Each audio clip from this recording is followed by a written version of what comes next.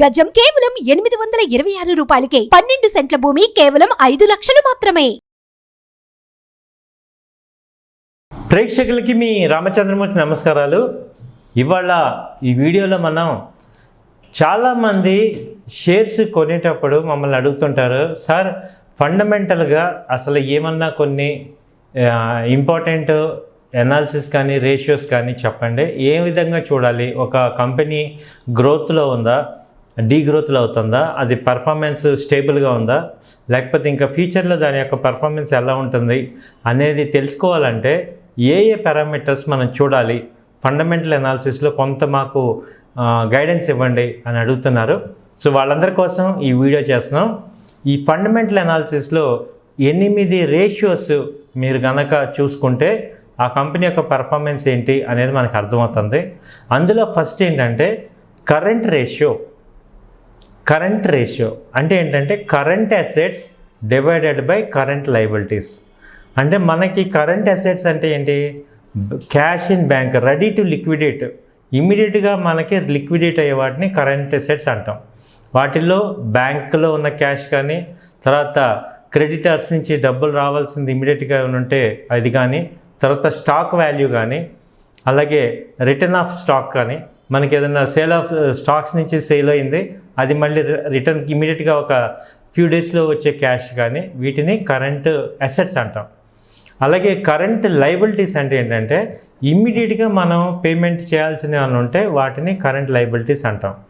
Example hand loans కానీ, short term loans అంటాం, వాటిని కానీ పేమెంట్స్ని కరెంట్ లయబిలిటీస్. అలాగే ఈ రెంట్, శాలరీస్, పవర్, ఇవన్నీ మంత్లీ మెయింటెనెన్స్, వీటిని కరెంట్ లయబిలిటీస్ అంటాం. ఈ కరెంట్ అసెట్స్, ఈ కరెంట్ లయబిలిటీస్, ఈ రెండింటిని మనకు వచ్చే ఇన్కమ్ మనం కంపెనీ చేయాల్సిన పేమెంట్స్కి సరిపోతుందా? ఈ యొక్క రేషియో కనుక 1 ఉంటే ఇది current assets by current liabilities, minimum 1 ఉందంటే ఇది కరెంట్ అసెట్స్ ఎక్కువ ఉన్నట్టు. సో ఆ కంపెనీ షార్ట్ టర్మ్లో ఆ యొక్క లయబిలిటీస్ని మీట్ చేయగలుగుతూ పర్ఫార్మెన్స్ బాగుంది అనేది అర్థమవుతుంది. రెండోది తీసుకుంటే ఈపీఎస్. ఇది ఏ కంపెనీకైనా ఈపీఎస్ బ్యాక్ బోన్, అంటే ఎర్నింగ్ పర్ షేర్. అంటే ఒక షేర్కి ఎంత ఎర్నింగ్స్ వస్తున్నాయి అంటే ఇన్వెస్టర్స్ యొక్క టోటల్ షేర్స్ ఉంటాయి కదా, ఆ షేర్స్కి ఒక్కొక్క షేర్కి ఎంత ఎర్నింగ్స్ అంటే నెట్ ప్రాఫిట్స్. అంటే కంపెనీ సేల్స్ జనరేట్ అయ్యాక ఆ సేల్స్లోంచి కాస్ట్ ఆఫ్ ప్రొడక్షన్ తీసేసి తర్వాత ఈబీఐటీ అంటాం, earning before interest and taxes. దాని తర్వాత ఏమన్నా ట్యాక్స్లు పిట్ అంటాం, పిఏటి ప్యాట్, ప్రాఫిట్ ఆఫ్టర్ ట్యాక్స్. ఆ తర్వాత నెట్ ప్రాఫిట్. అంటే కంప్లీట్గా ఈ యొక్క ఎక్స్పెండిచర్స్ లేకపోతే ట్యాక్స్లు, ఇంట్రెస్ట్లు ఇవన్నీ అయిపోయాక నెట్ ప్రాఫిట్ ఏదైతే అరైవ్ అవుతుందో ఆ నెట్ ప్రాఫిట్ని divided by share price divided by earnings per share. అంటే ఒక షేర్కి ఎంత ఎర్నింగ్ వచ్చిందాన్ని టోటల్ ఇప్పుడు ప్రజెంట్ మార్కెట్ కంపెనీ యొక్క ప్రైస్, కంపెనీ షేర్స్ యొక్క ప్రైస్ డివైడెడ్ బై ఈ యొక్క ఎర్నింగ్స్ పర్ షేర్, ఈపీఎస్ అంటాం. అంటే ఒక షేర్కి ఎంత ఎర్నింగ్ వచ్చిందో చూసుకొని ఆ షేర్ని మార్కెట్ ప్రైస్, ఆ యొక్క కంపెనీ యొక్క మార్కెట్ ప్రైస్ ఎంత ఉంది డివైడెడ్ బై ఈపీఎస్ తీసుకుంటే దీన్ని పిఈ రేషియో అంటాం, ప్రైస్ టు ఎర్నింగ్ రేషియో. ఈ ప్రైస్ టు ఎర్నింగ్ రేషియో అనేది మేజర్గా ఏంటంటే ఈ యొక్క కంపెనీస్ ఒకే ఇండస్ట్రీలో ఉన్న డిఫరెంట్ కంపెనీస్ యొక్క వాల్యూషన్ ఏంటి అనేది మనం చూస్తాం. అంటే ఈ కంపెనీ మినిమం ఒక పిఈ రేషియో వచ్చి అట్లీస్ట్ మనకి ఈ యొక్క earnings per share PE ratio తీసుకుంటే ఎలా అయినా ఒక 15 అబోవ్ 15 కనుక ఉంటే అది ఒక మంచి ఐడియల్ కంపెనీ నుంచి తీసుకోవచ్చు. అంటే మంచి పొటెన్షియల్ ఉంది గ్రో అవటానికి. ఇప్పుడు చాలా కంపెనీస్ పిఈ రేషియో తీసుకుంటే 50 అబోవ్ ఉంటాయి. ఇప్పుడు మార్కెట్స్ ఎందుకంటే అక్కడ షేర్ ప్రైస్ పెరిగినప్పుడు ఎర్నింగ్స్ పర్ షేర్స్ కూడా పెరుగుతున్నప్పుడు కాబట్టి ఇవి ఒక ఎవ్రీ క్వార్టర్స్కి కూడా ఈపీఎస్ మారుతూ ఉంటుంది. సో ఒక ఇండస్ట్రీలో డిఫరెంట్ కంపెనీస్ యొక్క ఈపీఎస్ని చూసుకొని ఏది బెస్ట్, ఇప్పుడు ఫ్యూచర్ ఎర్నింగ్స్ మనకి రావాలంటే ప్రజెంట్ ఈపీఎస్లో ఏది బాగుందో చెక్ చేసుకుంటే అవి తీసుకోవచ్చు. అలాగే ప్రైస్ టు సేల్స్, ఇదొక డిఫరెంట్ గుడ్ రేషియో. ప్రైస్కి సేల్స్కి. అంటే సేల్స్ గ్రో అవుతుంటే ప్రైస్ గ్రో అవుతుందా డీగ్రో అవుతుందా అనేది ఒక current price by current sales.